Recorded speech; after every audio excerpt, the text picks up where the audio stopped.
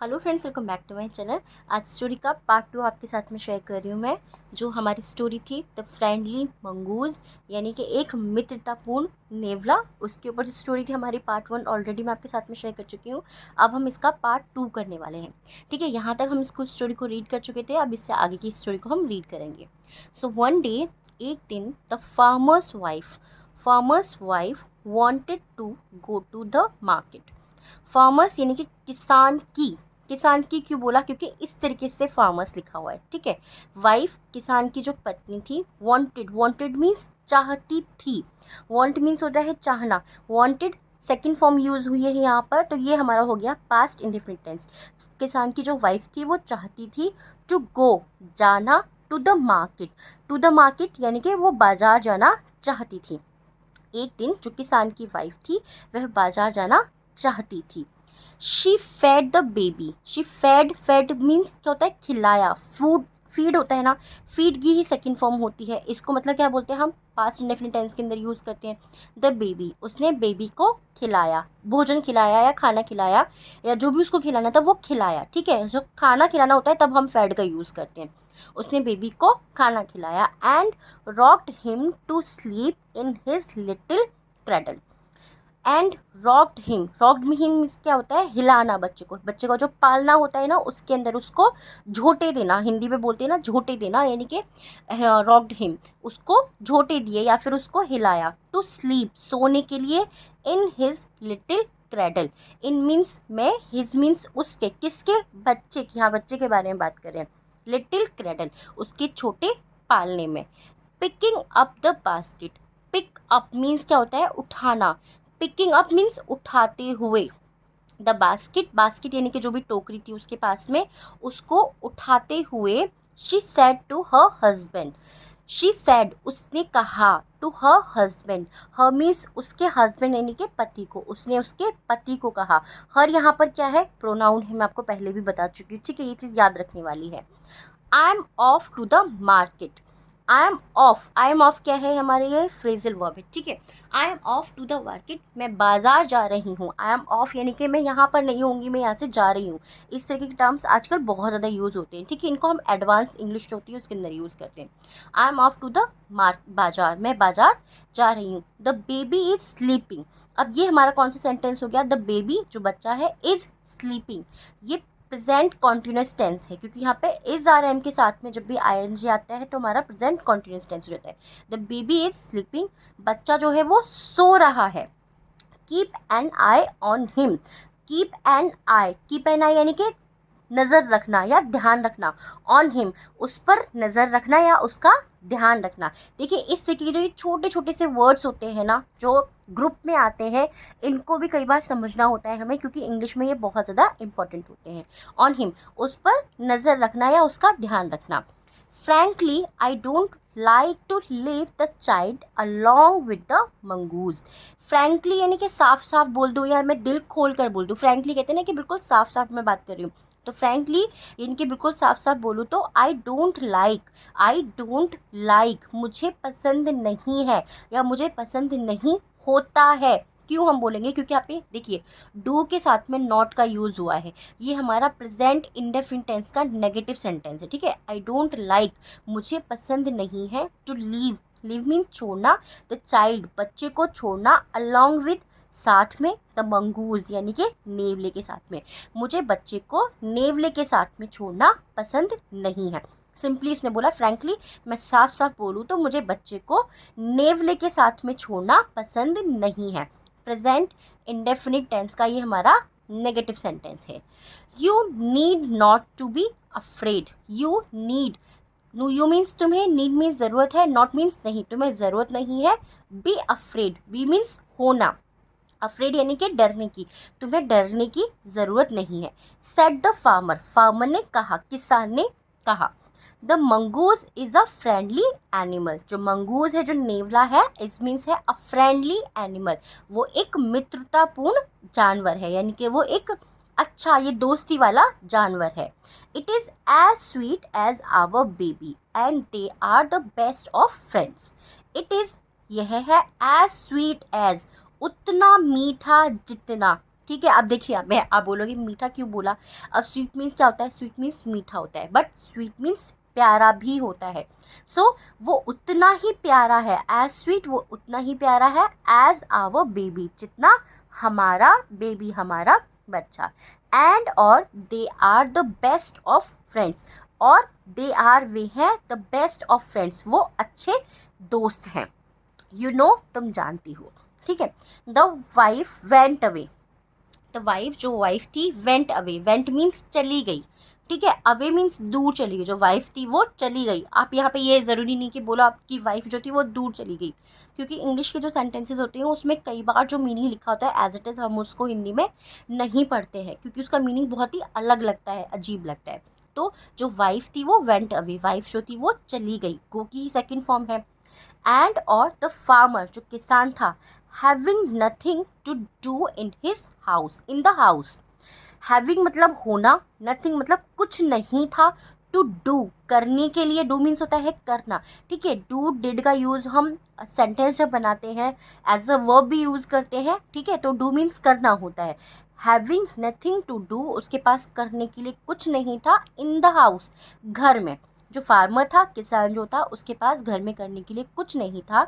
Decided to go out, decided means उसने निर्णय किया या फिर उसने तय किया, ठीक है। दोनों ही आप बोल सकते हैं कि उसने निर्णय किया या फिर उसने तय किया। To go out, go out means बाहर जाने का। एंड और take a look at his field not far away, take a look, take a look means क्या होता है, किसी चीज़ पर नज़र रखना, ठीक है। एट हिज फील्ड, उसकी जो फील्ड थी यानी कि उसका जो खेत था उस पर उसने एक नज़र डालने का सोचा। नॉट फार अवे, जो ज़्यादा दूर नहीं था। He ran into some friends on the way back and didn't return for quite some time. He ran into, वह दौड़ पड़ा या वो दौड़ा, some friends अपने कुछ दोस्तों के साथ, on the way रास्ते में, back जब वो वापस आ रहा था तो अपने कुछ दोस्तों के साथ में रास्ते में आया, and didn't return और वो वापस नहीं आया, for quite some time, for quite some time यानी कि थोड़े समय के लिए वो वापस नहीं आया। सिंपली इस तरीके से इन सेंटेंस को हम रीड करेंगे। अब आगे देखते हैं। द फार्मर्स वाइफ जो किसान की पत्नी थी, फिनिश्ड हर शॉपिंग, फिनिश्ड यानी कि उसने ख़त्म की, ठीक है, उसने ख़त्म की यानी कि हर शॉपिंग, जो उसकी शॉपिंग थी, जो भी वो वहाँ पे ख़रीदारी करने गई थी, शॉपिंग करने गई थी, उसने खरीदी ख़त्म की। And came back home with a basket full of groceries.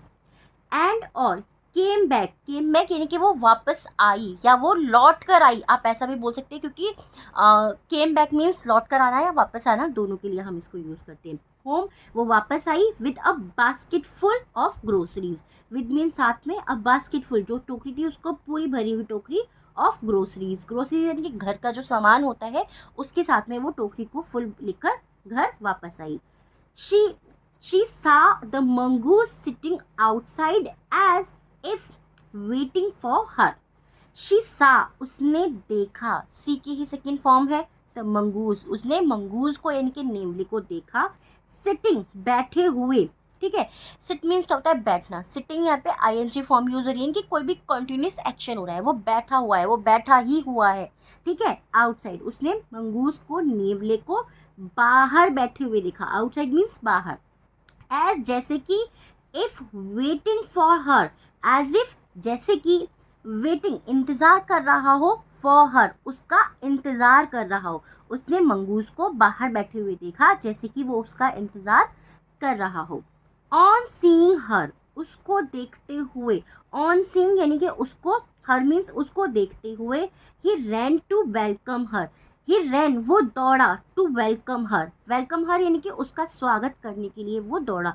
जो मंगूस था, जो बैठा हुआ था दरवाजे पर, यानी कि जो आउटसाइड बैठा हुआ था, वो उसको देखते ही, उस लेडी को देखते ही, यहाँ पे ठीक है, यहाँ पे मंगूस के बारे में बात नहीं हो रही, यहाँ पे उस लेडी की, फार्मर की जो वाइफ थी उसके बारे में आती है।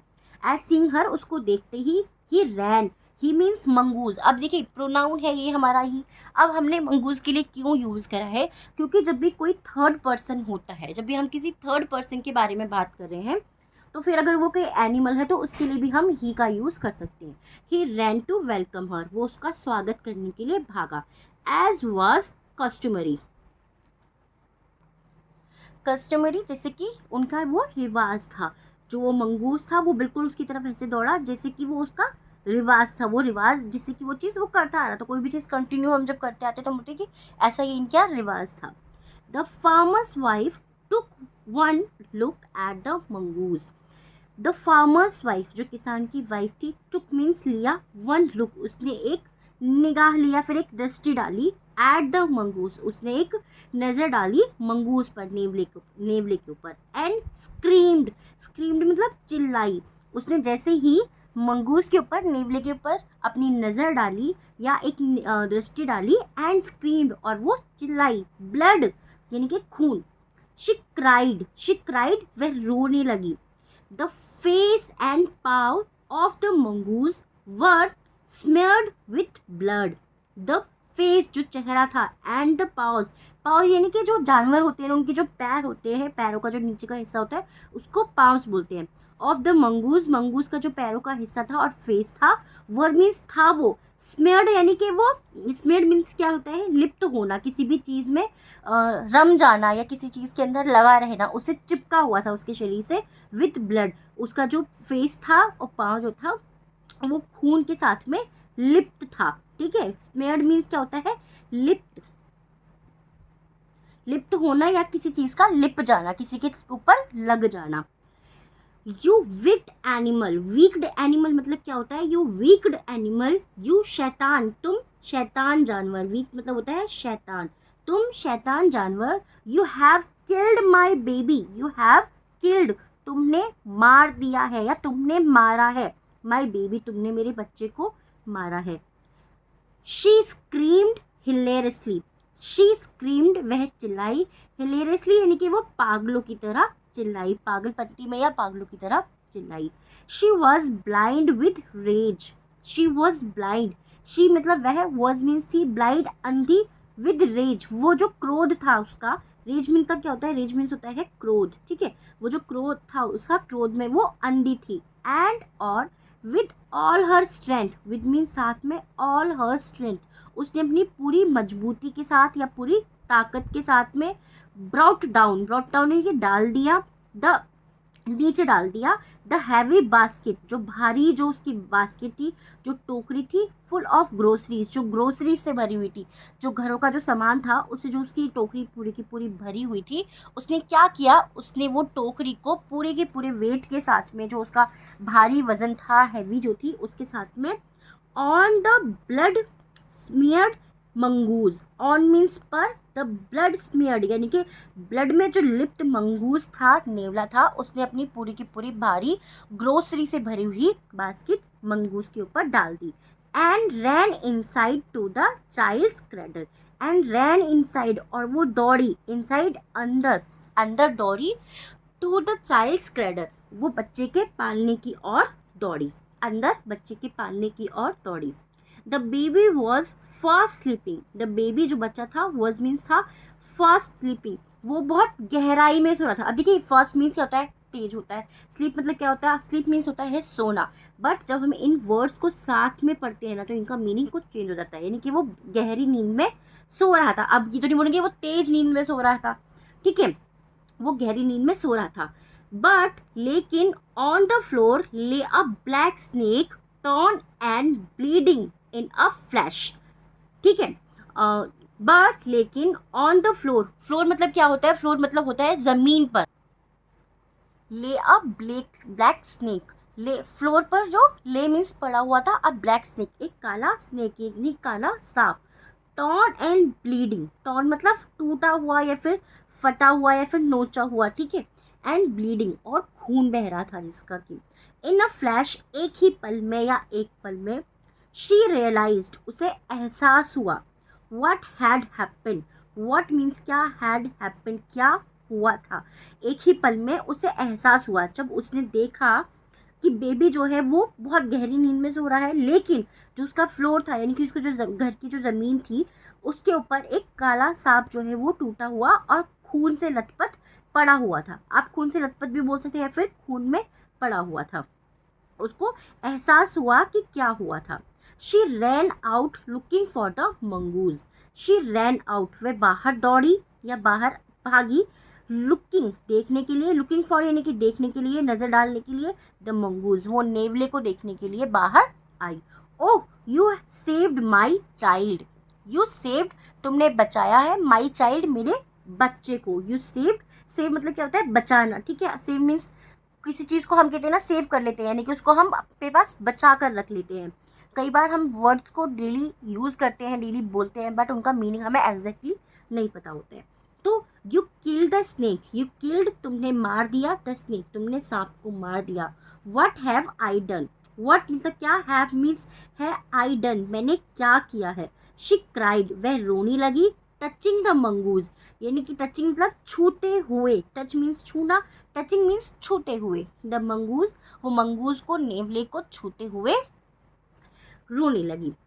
हु ले डेड एंड स्टिल, हु ले डेड, हु मीन्स जो, ले डेड, ले मीन्स पड़ा था, डेड जो अब मरा पड़ा था, एंड और स्टिल अभी भी, अनअवेयर ऑफ हर सोबिंग, अनअवेयर यानी कि अज्ञात होना या फिर अनजान हो रहा, हर सोबिंग, हर सोबिंग यानी कि उसके रोने धोने से जो वो अज्ञान थी, अभी भी वो उसको देख करके वो ज़मीन पर पड़ा हुआ था और वो अभी भी रो रही थी। द फार्मर्स वाइफ जो किसान की पत्नी थी, who had acted hastily and rashly, who had acted जिसने ये कार्य किया था, एक्ट मतलब क्या होता है कार्य करना, हैस्टिली एंड रेस्टली, हैस्टिली मतलब क्या होता है अनजाने में कोई कार्य करना, ठीक है, जो अनजाने में या फिर जल्दबाजी में कोई काम करना, एंड बेतहाशा होकर काम करना। Stared long eight the dead mongoose, वो स्टेयर यानी कि वो घूरती रही, लॉन्ग वो लंबे समय तक घूरती रही, at the dead mongoose, at means पर, द डेड मंगूज यानी कि जो मरा हुआ नेवला था उसको वो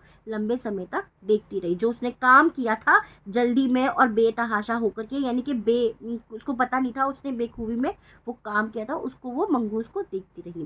देन तब she heard the baby crying, she heard उसने सुना, द बेबी क्राइंग बच्चा रो रहा है उसने सुना।